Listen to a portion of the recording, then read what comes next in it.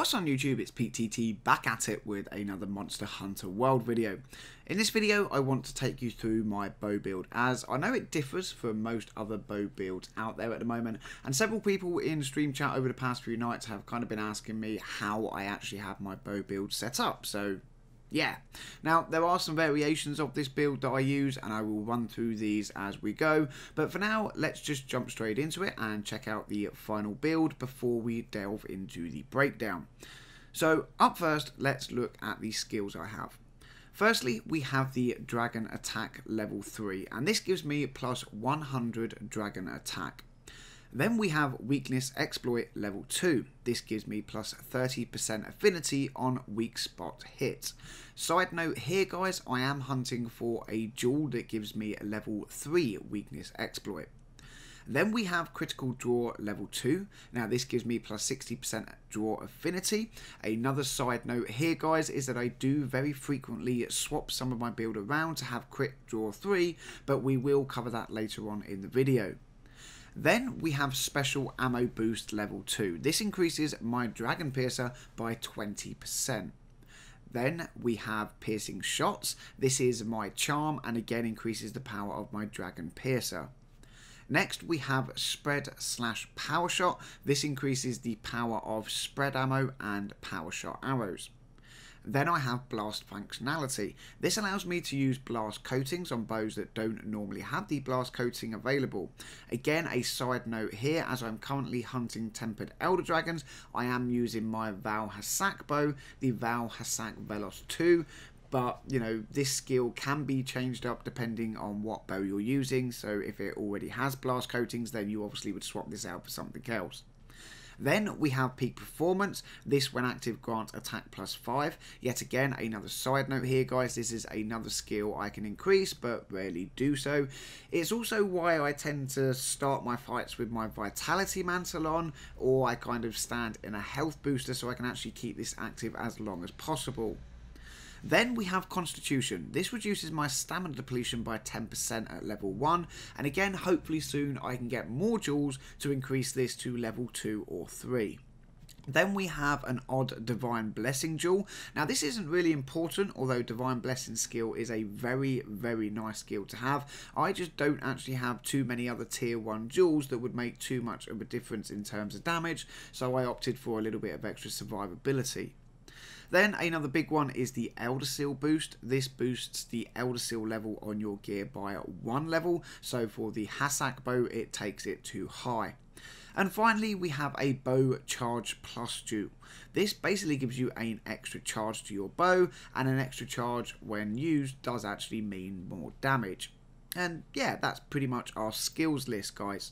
Now as I said, I do swap some bits out quite regularly, so if we talk about that quickly, then you will see that I can take my critical draw to level 3 and add in the Bombardier skill, which increases my explosive power by a further 20%, but I do lose my Spread/Power Shot skill, so it kind of comes down to how you like to play and what skills you prefer to have active. Now I will say that while critical draw is a very nice bonus to have, especially when you have it at level 3, it does mean to maximize your damage output you do have to sheath your bow and actually draw it again every single shot, or you're not making the most of the skill, and that can be, you know, 1, very annoying, and 2, rather detrimental to your survivability depending on what monsters you're actually fighting. So yeah, and that's kind of why I swap out what I do guys. So yeah, now that we've kind of covered the skills, let's actually see what the build consists of. Up first, as I mentioned earlier, we're using a Hassak Velos 2 bow. This has 228 attack, 0% affinity, and a base 270 dragon element. It has an average Elder Seal rating, a tier 2 slot, and can use close range, power, and sleep coatings.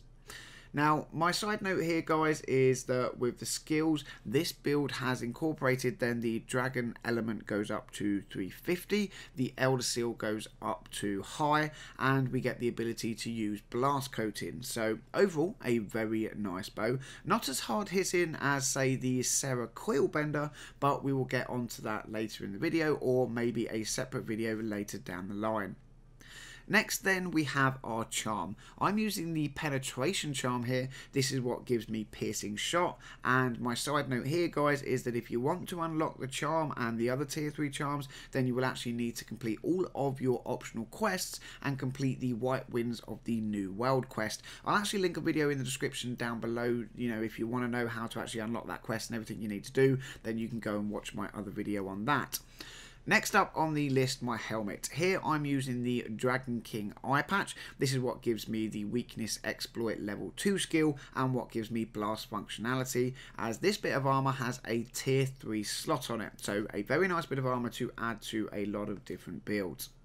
Moving on, I'm using the Kaiser Male Bravo chest. This gives me the special ammo boost level 2 skill and it has 2 tier 1 slots on it.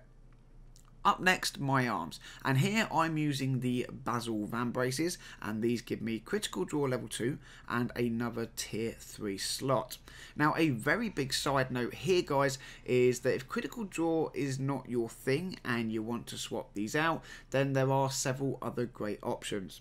If you're looking more for a tier 3 slot, then the Kaiser Vambraces can actually be a good option, as these give you a tier 3 slot and weakness exploit level 1, taking your maximum weakness exploit up to level 3.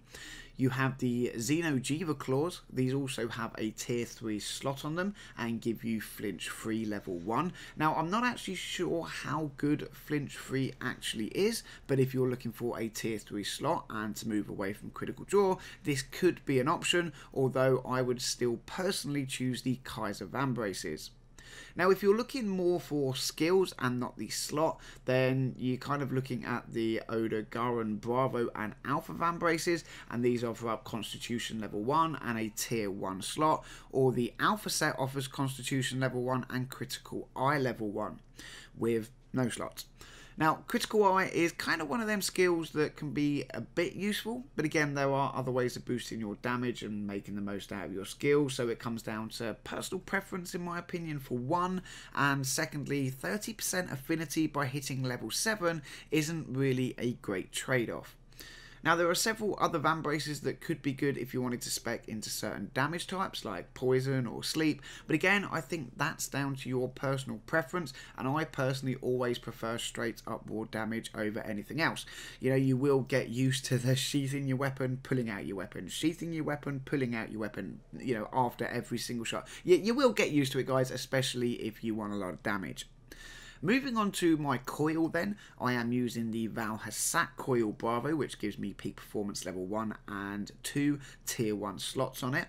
Now again, some other options here are the Near Gigante Coil Alpha or Bravo that can actually give you attack level 2 boost and stamina surge, or the Wrath Soul Coil that has windproof and piercing shot on it. This would obviously then free up your charm slot to use something else, as you would have your piercing shot on your gear. Now I think if I was to actually go down the route of not using critical draw, I would probably go for the Wrath Soul, as then I could get the piercing shot on a piece of armor, and then I would probably run the attack charm. This would obviously increase your damage output, you know, directly, but again, it comes down to personal preference guys. I personally don't mind the critical draw, but it is, you know, there is another option there if you guys want to go down that road. Finally then guys, we have the bit of gear I swap regularly, and that is the greaves. So here I have two options I like to use. My more commonly used more recently is the Lava Sloth Greaves, and this is where I get my spread / power shot skill from, and it has my Constitution jewel on it. And then we have my Basil Greaves Alpha that have Bombardier level 2 on it and crit draw 1. Now when I use my Lava Greaves, obviously I have the build we spoke about earlier on at the beginning of the video, but when I swap to my Basil Greaves, then I lose spread / power shot and Constitution, but I gain, as I said, level 3 critical draw instead of level 2, and I get the Bombardier. That gives me a 20% increase to explosive power, and that obviously teamed up with the fact I use the blast functionality jewel works rather well. But of course you do have a limited amount of blast coatings to use this surface width, so you tend to actually have the blast damage increase work a lot less than you may like. Now, if you were using a blast bow, then this might work a little bit differently, but I do plan on actually following this up with several more bow related videos where I kind of spec more into certain elemental types, because having looked into it briefly, I do actually believe that each type would need a totally different build to make the most out of it and kind of to optimize your damage output. But that is a video for further down the line, guys. For now, what I will do, if you want to kind of know a little bit more about how the coatings work on bows and things like that, I'm actually going to link one of Arekkz's videos in the description down below, because they kind of break down all of it and do all the math behind, you know, how much damage you actually have to do to proc something if it's an element on a weapon, or, you know, if you're using a coating on a bow, then it's active all the time. It's a bit funny. I will link it in the description, guys. Go and check it out if you want. And that about wraps up the gear. Now, if we actually quickly hop on over to the decoration screen quickly, then I'm actually going to show you how I have my decorations set up. On my bow, I have the Mighty Bow Jewel. I have the Blast Coat Jewel on my eye patch. The chest has the Divine Blessing Jewel and a Dragon Attack Jewel. The Van Braces have my Elder Seal Jewel on them. My coil has 2x Dragon Attack Jewels. And finally, my greaves have the Constitution Jewel.